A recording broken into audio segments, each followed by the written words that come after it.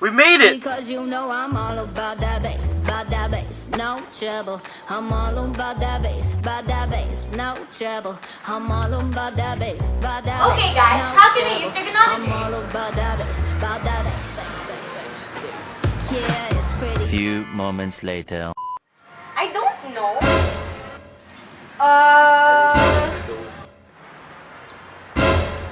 12 seconds later. Guys, come on!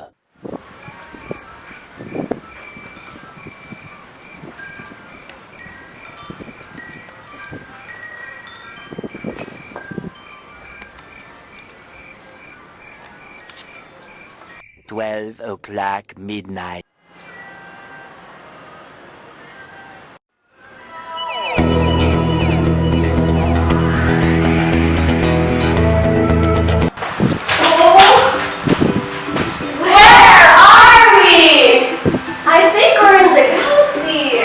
Now I remember where we can use trigonometry in real life! What? How? Through the process of Trigonometry Parallax! The what is the what? Oh, the Trigonometry Parallax! Wait, okay, what's that? Before I answer your question, how did trigonometry even become related to astronomy in the first place? Well, 2,000 years ago, trigonometric tables were used for computations in astronomy. The stars were thought to be fixed in a crystal sphere of great size! Oh, and the model was perfect for practical purposes. Only the planets moved on the sphere. This kind of trigonometry was known to be the spherical trigonometry. The spherical trigonometry is rarely used now, since its job has been taken over the linear algebra. Nonetheless, one application of trigonometry is astronomy. Yup, that's right. It's a shame on how no one really understands the use of trigonometry nowadays. Through all these distractions, I doubt people even remember all of this. Anyways, back to your question, Brianna. Measuring distances in the galaxy is not such a straightforward task. You can't just simply stretch out the measuring tape and read out the distance. It's just not simply like that. No, Brianna! Instead, a number of techniques have been developed that enable us to measure distances to stars without even having to leave the solar system. One such method is the trigonometric parallax, which depends on the apparent motion of nearby stars compared to distant stars, using observations made 6 months apart.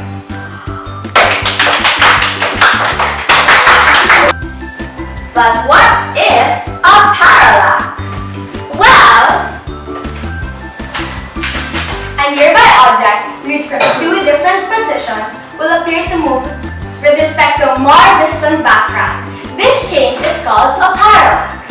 Okay, a simple demonstration of this is to hold your finger in front of your face and then cover your eye, and then the next one, then again, then again. And again. You can do this a million times. The position of your finger will appear to move compared to more distant objects. Wow! This is so cool! Yeah! Here's an illustration of how parallax works.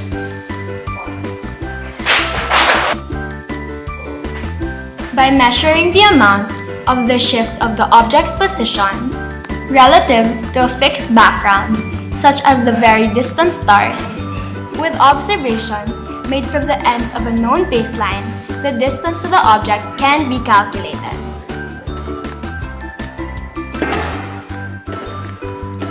A conveniently long baseline for measuring the parallax of stars is the diameter of the Earth's orbit.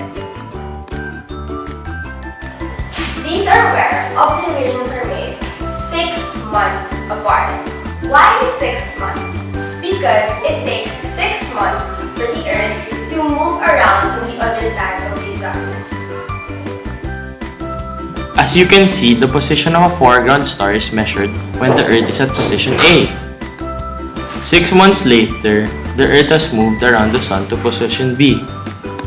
This provides a baseline of 2 AU. Compared to the more distant fixed stars, the foreground star has moved on the sky by an angle 2p.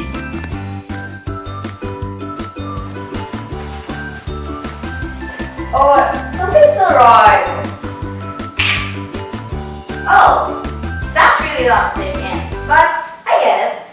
Kinda. Is there some kind of a formula for this? Yes!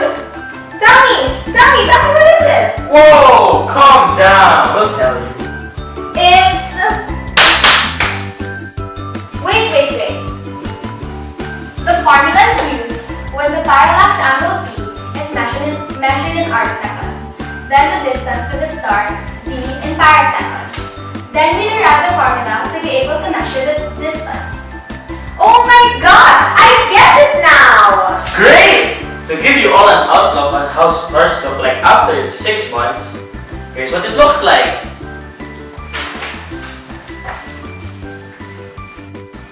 See how the yellow star moves from the right to the left compared to the more distant fixed stars. Now that is trigonometric parallax.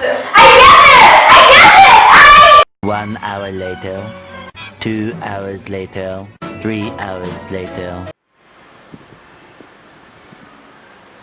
I get it! What?